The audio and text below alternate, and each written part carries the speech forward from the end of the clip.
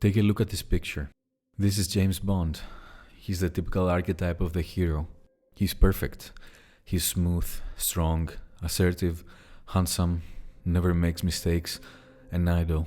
He is the quintessential man, so to speak. Now look at this picture. This is Charles Bukowski. He's the typical archetype of the anti-hero. He was rebellious, he was mediocre, he was ugly, he was a rascal. But he possessed an extraordinary skill. He was an exceptional writer, at least for some people, myself included. Bukowski was born in an age when the idea of the American dream was at its zenith. Everyone wanted to have the perfect job, the perfect house, the perfect wife, the perfect husband. Some did achieve it, some didn't.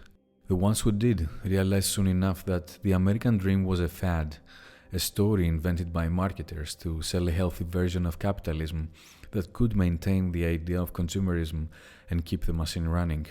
The moment they got what they so immensely desired, reality hit them hard and they understood that the American dream wasn't as lucrative as it seemed. The ones who didn't were just looking at the ones who did with jealousy and with an astute lack of awareness of what was happening behind the scenes. Bukowski belonged to the second category. His parents were German immigrants and he was raised in a poor and abusive environment. Growing up, his chances of success and the potential pursuit of the American dream were minuscule. He found himself working menial jobs while trying to make ends meet until he eventually settled a job in a post office. Writing was for him an escape and a way to relieve his mental pain. Pain transformed into depression, and this depression bolstered his rage as he grew older and gave him much of his voice and material for his writings. Bukowski didn't receive any praise for his great ability to present reality in such a raw and poetic way until his early 50s. When his writings became known, though, he amassed a following so devoted and ecstatic with his work that even the most vigorous proponents of the American dream would envy. Bukowski wasn't by any means the perfect person. Even during his most successful days, he didn't feel that his life was perfect. Life was for him a perennial absurdity that included instances of perfection like women, booze, writing, and public orations. For his fans, though, he was an idol. He represented ideas that deeply resonated with their soul and allowed them to picture reality through an unconventional and anti-heroic lens. For them, this was a big deal. For them, he was perfect. Human nature can be summarized as the eternal effort to transcend the limits of our abilities in an attempt to escape everything wrong with the human condition. Since the dawn of the human consciousness and the realization of the fact that we are aware of our own existence, we have been trying to create stories that allow us to make this existence more meaningful. The idea that there is no meaning and that we just are was quite unappetizing. So the people who were able to create the most beguiling and convincing stories were the ones whose stories dominated the world. These stories usually included various inaccuracies and metaphysical explanations of obscure phenomena, but their theme was very similar. There is a divine or heroic entity that created the world as we can experience it, and this entity is regarded as the manifestation of the ideal human. He is omnipresent, omniscient, and omnipotent. In simple words, he's perfect. The moment we believe in stories about divine and heroic entities that represent the ideal version of us and, in a way, what all of us ought to become, we fall prey to the influences associated with the path to reaching that state. The consequences of such a situation are innumerable.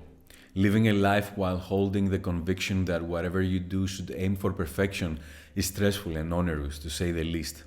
Especially if you don't really know whether you will ever reach that perfect state. Especially if you never really know if your attempts will ever be appreciated. Let's just face it, we're all victims of perfectionism. When I decided to start this channel, I was deeply convinced that we should all strive to become the quintessential versions of ourselves, so to speak. Back then, I couldn't grasp the ramifications that such an endeavor would entail. When you enter the self-development sphere, you do so in a very enthusiastic and oftentimes irresponsible fashion. You get starstruck by the luscious titles and the superficial realities, and you forget to take a step back, look at the bigger picture, and properly evaluate what is good for you, what is interesting, what is actionable, what is snake oil, and what is plain nonsense. The virus of perfectionism digs its way through your core, and instead of becoming the vessel that will propel you towards divinity, it evolves into an ill-informed version of a religion. Today, I see perfectionism, the way it is described by various self-development outlets, as superficiality. They present a version of reality so distant and so cheesy that essentially degrades the true essence of growth. Because a person who gets coaxed into the craze of perfectionism will suffer the inevitable consequences associated with the lack of attaining it. Consequences like fear of missing out, self-blame, lack of motivation, and detachment from reality, to name but a few. If anything, I feel that re-engineering the idea of perfectionism constitutes a thorny challenge that one has to construe with caution. Nonetheless, I will attempt to propose some ideas that can act as a starting point for assuaging the pain associated with perfectionism and its byproducts. Freud, in his monumental work Civilization and Its Discontents, attempts to identify the most effective techniques for alleviating human suffering. One of them is sublimation, for which he states the following. Another technique for avoiding suffering makes us use the displacements of the libido that are permitted by our physical apparatus and lend its functioning so much flexibility. Here, the task is to displace the aims of the drives in such a way that they cannot be frustrated by the external world. Sublimation of the drives plays a part in this. We achieve most if we can sufficiently heighten the pleasure derived from mental and intellectual work. Fate can then do little to harm us. Freud's narrative has always fascinated me. Despite the numerous objections his theories have faced, no one can really question the depth and thoroughness of his work. Civilization and Its Discontents was one of his last works, and therein we can discover a holistic interpretation of his ideas. Sublimation is a psychological term used to denote the process of deflecting sexual instincts into acts of higher social valuation. For example, instead of constantly chasing new partners, one can focus more on things like arts, reading, writing, or activism. In his view, all of human motivation originates from the libido. Libido creates sexual impulses and, to a large extent, the need for power. Most people are unable to satisfy these needs, and they eventually become neurotic and even aggressive. The principle of sublimation can influence the functioning of our mental apparatus in such a way that it can allow it to focus on higher pursuits in an attempt to stay psychologically balanced. Such a shift of consciousness can have a tremendous impact on the way we view the world, but also on the way we view ideas like perfectionism. Although at the beginning of the video I stated that idols could create false equivalences of perfection, the strategic adoption of archetypes has always been essential to the development of the self, because they act as anchors. I really admire Jordan Peterson and Sam Harris, for instance, and I consider them my idols. I don't necessarily have to agree with all of Dr. Peterson's posits, but there is a point to be made as far as the role of idols and archetypes is concerned.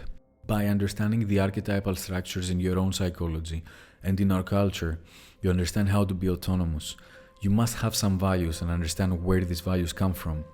They don't emerge organically within you. You grow up around your parents and peers and copy them and develop some independence that is empowered by people you admire, who also got their values from other people. It is a synergistic process. Where do those values come from and what exactly are they? That's where archetypes come into play. Archetypes, according to Carl Jung, can aid the integration of the ego with the personal and collective self. They act like a mental compass that can point the person in the right direction, especially during dark moments.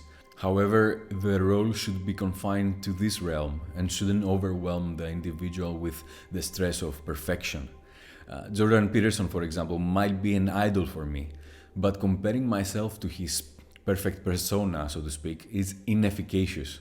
So use idols and archetypes strategically, but avoid the mistake of worshipping an obsession. At the end of the day, we're all humans, and you never really know what happens behind closed doors. A few years ago, I started practicing a martial art from Israel called Krav Maga. I haven't practiced martial arts for a long time, and my gym offered free Krav Maga lessons every Monday and Wednesday, so I thought I should give it a try. Like every novel activity that requires a lot of patience and practice in the beginning, it overwhelmed me with nervousness and sometimes even boredom. I deemed the theory and the repetition of basic moves quite monotonous, and I found myself questioning the instructor and even my decision for joining the course. All that basically because I knew that I wouldn't be perfect at Krav Maga soon, and that annoyed me deeply. When I managed to see beyond my frustration and allow myself to surrender to the presence of the practice, the truth really began to crystallize. You don't need to be perfect to enjoy an activity. You just need to be competent. And if you allow yourself some time for intensive immersion during the initial period, you will most certainly become competent and enjoy it more. Epictetus is one of the three main pillars of the Stoic movement, along with Marcus Aurelius and Seneca.